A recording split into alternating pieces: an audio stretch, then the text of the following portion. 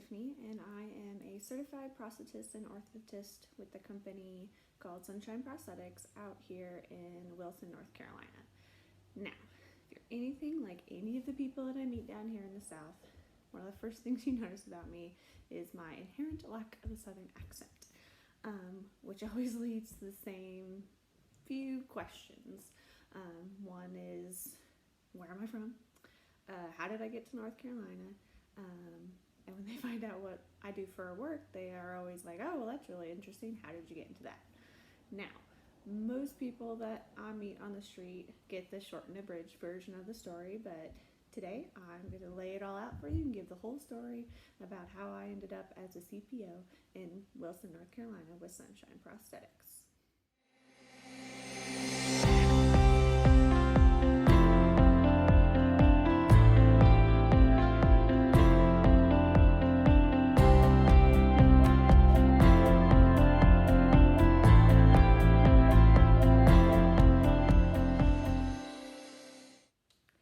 So I grew up on a farm in south central Nebraska, and part of being a farming kid and living on a farm was very active. I developed early at a young age for liking to tinker on things. I definitely remember being out in the shop with my dad when he was working, and with my older brother and younger sister, and we had our own little workbench and our own little tools, and we would just sit there and tinker on things and just enjoy ourselves. So I always enjoyed doing things where I could get in there and work with my hands. But as I started getting older and progressing through high school, I started realizing that I also really like science and I like the healthcare field. So I was trying to figure out what part of healthcare I wanted to be in. I was getting close to graduation. You're a senior, you feel that pressure where you have to pick a major and you have to know what you're going to do. I was floundering a bit. I didn't know what I wanted to do, so come graduation time, I decided that I didn't have to know. I ended up going to community college in Grand Island, which is close to where I grew up, and thought I'll just get all my science intro credits out of the way, give myself an extra 2 years to figure out what I was going to do, and save a little bit of money. And I don't even know how it happened, but at one point I was like, well, it'd be really cool to work with people who have amputations, people who wear prosthetics. Had no idea how to go about doing that.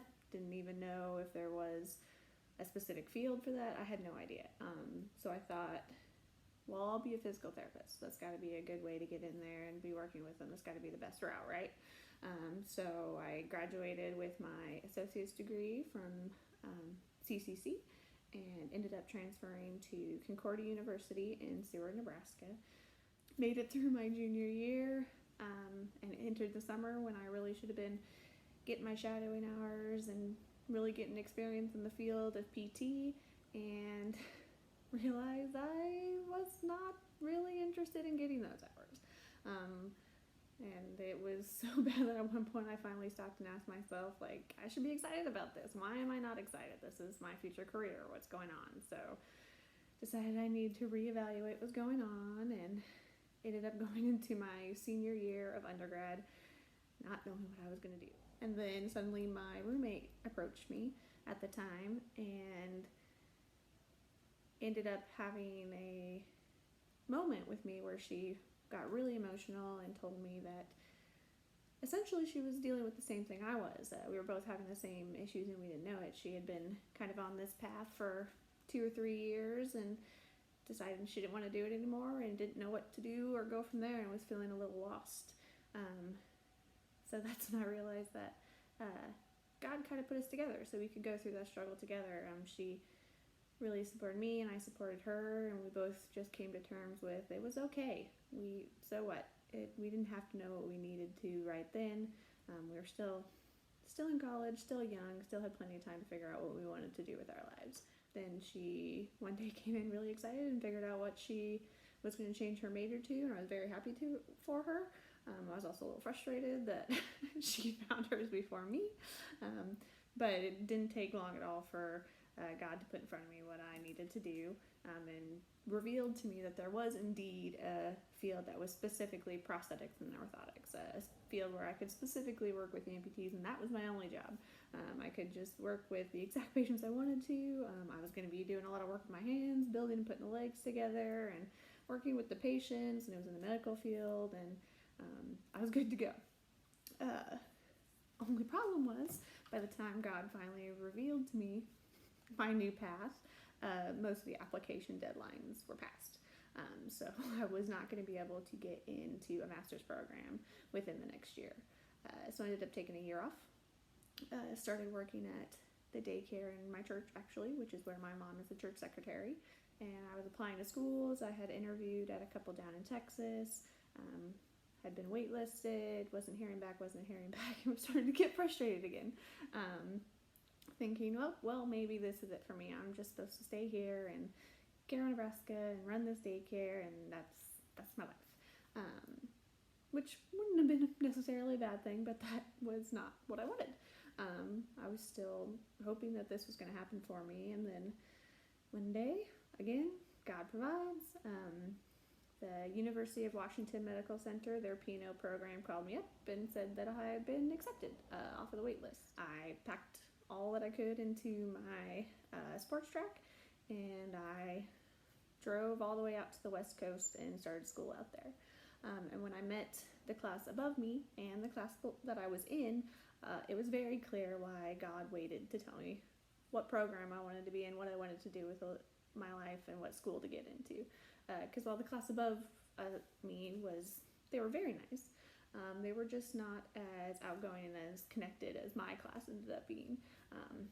We ended up getting very close very, very fast, and I tend to be pretty shy and introverted, so I needed that kind of atmosphere to really make my experience worth it, and I did. I loved my classes, I liked my teachers, liked everything that I was doing,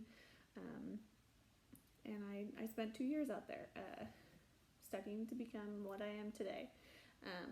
But again, towards the end of that last year, that's when you have to start looking for a residency site. So another round of putting out feelers and sending out applications and just trying to figure out what residency is even accepting anybody. What would be a good fit? Would I be a good fit for them? Would they be a good fit for me? So I interviewed with a place out here in North Carolina. But come graduation, nothing was set in stone again. Ended up giving myself a little break from it all and went on a physical therapy and prosthetics and orthotic mission trip right after graduation. Literally, I graduated, I got my diploma, I went to the little party to say goodbye to my classmates, and then hopped on a plane that midnight with a few of the PT groups and flew on down to Guatemala. And then when I got back, I had set up an in-person interview with the place out here in North Carolina that I had been talking to just to get the final feel. And flew out here and met everybody, spent a day on the road, spent a day in the office, spent some time talking to the resident coordinator, John. And by the end of the conversation, he kind of looked at me and smiled. He's like, well, are you going to ask me for the job or not? So, we figured it out, and I ended up starting my residency at a place out here in North Carolina, and I moved into the apartment that I'm in right now. I ended up, again, packing everything that I could in my little sports track, drove out to the West Coast, or East Coast this time, and started my residency. Ended up being an 18-month residency rather than 2 12 months, so I just did a dual residency, and I had a really good experience. Most of it was mobile work, so I was on my van a lot, driving to places in people's homes or in skilled nursing facilities and stuff like that, which I absolutely love. Can't imagine working in an office. I love that my vehicle is my office. And finally got to the point that it was time to study for my exams. Been 18 months. I decided to do them all within a few weeks. So I took my orthotic CPM 1 week. The next week I took all 4 of my written tests. And then the next week I took my prosthetic CPM. But again, God likes to throw me surprises and monkey wrenches.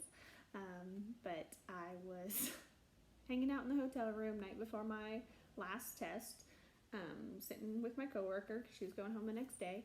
She had finished her tests and got a phone call from the residence director, John, his wife, Susan, who was very, very sweet and very chatty, and definitely loved on us residents and took really good care of us. But it was kind of a weird phone call. She said hello, asked me if we were done with our tests. I said that I still had one left, and she was like, okay, well, I'll talk to you later, and hung up. And I was like, okay. It was really weird for her. Wasn't sure what was going on, but as I was looking at my phone, I noticed that I had an unread email. Opened it up and found out that John, my residency director, and the whole reason that I wanted to continue working with the company that I was with doing my residency, had been fired. Looked over at my coworker Jennifer, and I was like, did you hear that John got fired? Did you get this email? Like, I'm looking at this right now. What's going on? Do you think that's why they called us? Should I call him back? So I ended up calling him back to figure out what was going on, and sure enough, he had been fired. And my immediate reaction was, well, crap. I gotta finish this test. Let's just get this test done. After I get back from my test, I'm gonna be going to Africa on another mission trip for a few weeks. Let's just make it through this and see what happens. When I got back again, Susan called me, and again, strange phone call. I had been in the country for less than a few hours when she called me up and asked me how I was doing. I was like, oh, good, just really tired, which in normal Susan reaction would have been like, oh, well, you rest, we'll hang out later. But in this case, it was like, oh, okay, come over to our house. Anyway, so thought it was a little weird. Went over to their house. They're feeding me and John are talking, and Susan is being very quiet, oddly quiet. Looks a little nervous, can't figure out what's going on. They offered me a job. They had developed a company called Sunshine Prosthetics. Figure out where this story goes. And wanted me to be a part of it. At that point, Susan had got up and left the table to go check on something. Again, she had been really quiet, wasn't sure what was going on through her head, but while she was away from the table, I accepted the job. I was like, yeah, sure, I would love to. It sounds like you've got a really good plan. Sounds like you got a lot of stuff already set up. I would love to just hop in and start this with you. So by the time Susan came back, me and John were just chatting and hanging out again, and she's still oddly quiet and acting kind of fidgety. So finally I looked at her, I was like, oh yeah, by the way, I accepted the job. And that was when the old Susan came back, and she got really excited, and she was just saying she was so nervous, she was afraid I was going to say no, and she didn't want to sway me or anything, wanted me to make my own decision. So she was pretty excited about that. I will say it's been a long and interesting process. God definitely threw some monkey wrenches at me that I wasn't prepared for, but it was always afterwards I knew exactly where I needed to be, where he needed me, when he needed me, and that it was all going to work out. I mean, ended up needed to spend a little extra time figuring out what I wanted to do in undergrad because my roommate was in need. She needed me to be in the same struggle with her so she could have someone to go through that with. I needed to wait that long to figure out what I wanted to do and so that I could get into the right school at the right time with the right class with the right people, so that it could be the best experience that I needed. He waited to figure out which residency site I was going to be in because I needed to go on my trip, and I needed to make sure that I met them face to face and realized that they cared and that I wasn't just somebody there to do grunt work. I was going to actually learn and be treated as an equal, and I needed the time to get to know that was happening, so I ended up in the right place. And then again, when the whole thing, I thought I had my plans figured out and I was going to continue with the company that I did my residency site with, God threw in another monkey wrench, but that is now putting me in a position where we're creating this whole brand new thing where we can do things exactly how we want to do them, and it makes me happy that I can get out in my van, see patients, do that, taking care of people and being in the medical field that I always want to, but I can tinker out there with my tools the same way that I did when I was just a little kid working in my dad's shop in South Central Nebraska. So it's been a long journey. It's been a fun journey, but I'm glad that I'm here, and I'm glad that I'm with Sunshine Prosthetics.